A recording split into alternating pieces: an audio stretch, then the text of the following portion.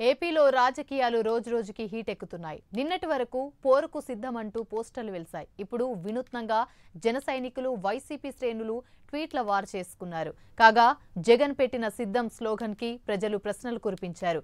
దేనికి సిద్ధమంటూ ప్లకార్డులు పట్టుకున్నట్లుగా ట్వీట్లు పోస్ట్ చేశారు. ఇక ఇప్పుడు జన సైనికులు మరో కోణంలో వైసీపీ పార్టీపై విమర్శలు కురిపించారు.